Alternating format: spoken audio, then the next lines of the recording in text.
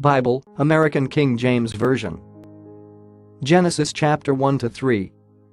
In the beginning God created the heaven and the earth. And the earth was without form and void. And darkness was on the face of the deep. And the Spirit of God moved on the face of the waters. And God said, "Let there be light," and there was light. And God saw the light that it was good. And God divided the light from the darkness. And God called the light day, and the darkness he called night. And the evening and the morning were the first day. And God said, "Let there be a firmament in the middle of the waters, and let it divide the waters from the waters." And God made the firmament, and divided the waters which were under the firmament from the waters which were above the firmament, and it was so. And God called the firmament heaven. And the evening and the morning were the second day. And God said, "Let the waters under the heaven be gathered together to one place, and let the dry land appear," and it was so. And God called the dry land earth, and the gathering together of the waters called he seas. And God saw that it was good. And God said, "Let the earth bring forth grass, the herb yielding seed, and the fruit tree yielding fruit after his kind, whose seed is in itself on the earth," and it was so. And the earth brought forth grass, and herb yielding seed after his kind, and the tree yielding fruit, whose seed was in itself after his kind, and God saw that it was good. And the evening and the morning were the third day. And God said, "Let there be lights in the firmament of the heaven to divide the day from the night, and let them be for signs, and for seasons, and for days, and years, and let them be for lights in the firmament of the heaven to give light on the earth," and it was so. And God made two great lights, the greater light to rule the day, and the lesser light to rule the night. He made the stars also. And God set them in the firmament of the heaven to give light on the earth, and to rule over the day and over the night, and to divide the light from the darkness. And God saw that it was good. And the evening and the morning were the fourth day. And God said, "Let the waters bring forth abundantly the moving creature that has life, and fowl that may fly above the earth in the open firmament of heaven." And God created great whales, and every living creature that moves, which the waters brought forth abundantly after their kind, and every winged fowl after his kind. And God saw that it was good. And God blessed them, saying, "Be fruitful, and multiply, and fill the waters in the seas, and let fowl multiply in the earth." And the evening and the morning were the fifth day. And God said, "Let the earth bring forth the living creature after his kind, cattle, and creeping thing, and beast of the earth after his kind," and it was so. And God made the beast of the earth after his kind, and cattle after their kind, and everything that creeps on the earth after his kind. And God saw that it was good. And God said, "Let us make man in our image, after our likeness, and let them have dominion over the fish of the sea, and over the fowl of the air, and over the cattle, and over all the earth, and over every creeping thing that creeps on the earth." So God created man in his own image. In the image of God created he him. Male and female created he them. And God blessed them. And God said to them, "Be fruitful, and multiply, and replenish the earth, and subdue it, and have dominion over the fish of the sea, and over the fowl of the air, and over every living thing that moves on the earth." And God said, "Behold, I have given you every herb-bearing seed, which is on the face of all the earth, and every tree, in the which is the fruit of a tree yielding seed, to you it shall be for meat. And to every beast of the earth, and to every fowl of the air, and to everything that creeps on the earth, wherein there is life, I have given every green herb for meat. And it was so.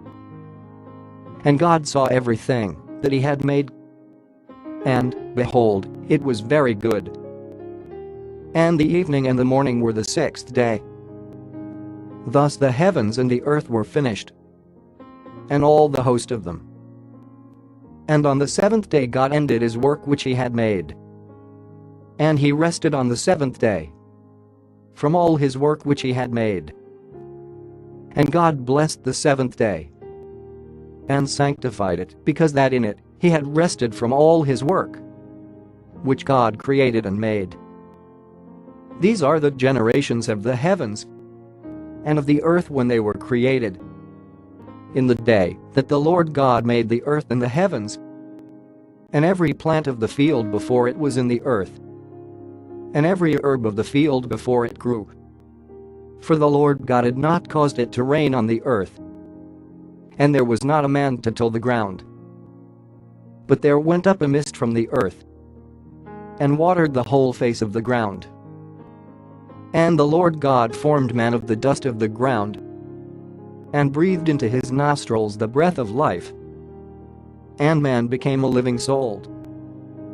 And the Lord God planted a garden eastward in Eden, and there he put the man whom he had formed.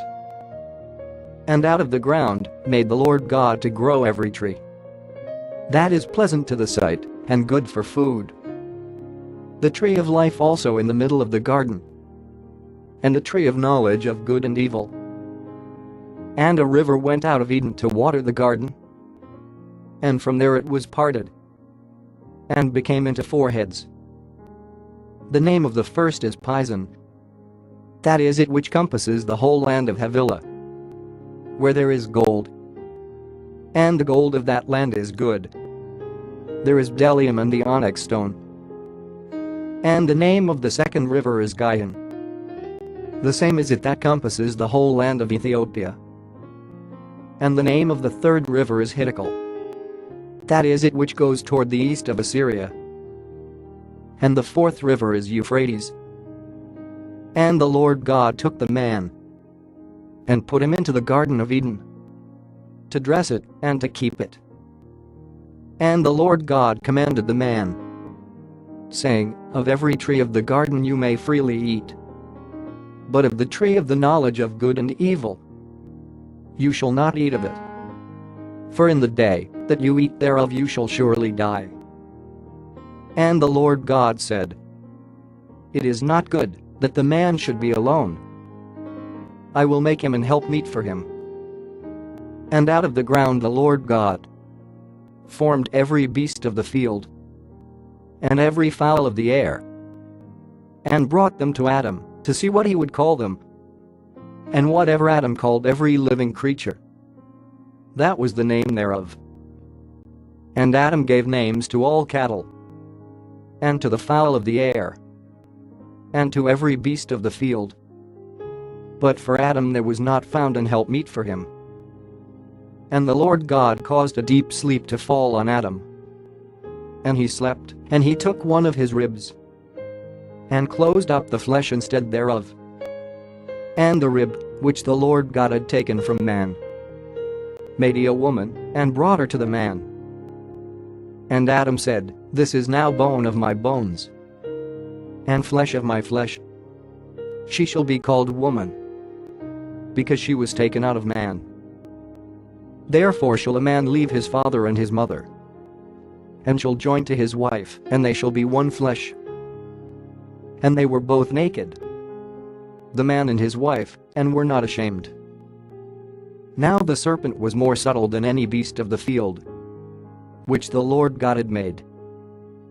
And he said to the woman, Yes, has God said, You shall not eat of every tree of the garden? And the woman said to the serpent, We may eat of the fruit of the trees of the garden, but of the fruit of the tree which is in the middle of the garden, God has said, You shall not eat of it. neither shall you touch it, lest you die." And the serpent said to the woman, "You shall not surely die. For God does know that in the day you eat thereof, then your eyes shall be opened, and you shall be as gods, knowing good and evil." And when the woman saw that the tree was good for food, and that it was pleasant to the eyes, and a tree to be desired to make one wise, she took of the fruit thereof, and did eat, and gave also to her husband with her, and he did eat. And the eyes of them both were opened, and they knew that they were naked. And they sewed fig leaves together, and made themselves aprons.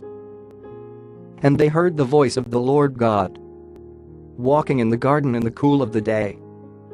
And Adam and his wife hid themselves from the presence of the Lord God among the trees of the garden. And the Lord God called to Adam and said to him, "Where are you?" And he said, "I heard your voice in the garden, and I was afraid, because I was naked, and I hid myself." And he said, "Who told you that you were naked? Have you eaten of the tree whereof I commanded you that you should not eat?" And the man said, "The woman whom you gave to be with me, she gave me of the tree, and I did eat." And the Lord God said to the woman, "What is this that you have done?" And the woman said, "The serpent beguiled me, and I did eat." And the Lord God said to the serpent, "Because you have done this, you are cursed above all cattle, and above every beast of the field. On your belly shall you go, and dust shall you eat all the days of your life. And I will put enmity between you and the woman, and between your seed and her seed. It shall bruise your head, and you shall bruise his heel." To the woman he said, "I will greatly multiply your sorrow and your conception. In sorrow you shall bring forth children, and your desire shall be to your husband, and he shall rule over you." And to Adam he said, "Because you have listened to the voice of your wife, and have eaten of the tree of which I commanded you, saying, 'You shall not eat of it, cursed is the ground for your sake. In sorrow shall you eat of it all the days of your life. Thorns also and thistles shall it bring forth to you. And you shall eat the herb of the field. In the sweat of your face shall you eat bread, till you return to the ground. For out of it were you taken, for dust you are, and to dust shall you return." And Adam called his wife's name Eve, because she was the mother of all living. To Adam also, and to his wife, did the Lord God make coats of skins, and clothed them. And the Lord God said, "Behold, the man is become as one of us, to know good and evil. And now, lest he put forth his hand, and take also of the tree of life, and eat, and live forever." Therefore the Lord God sent him forth from the Garden of Eden, to till the ground from where he was taken. So he drove out the man, and he placed at the east of the Garden of Eden cherubim, and a flaming sword which turned every way, to keep the way of the tree of life.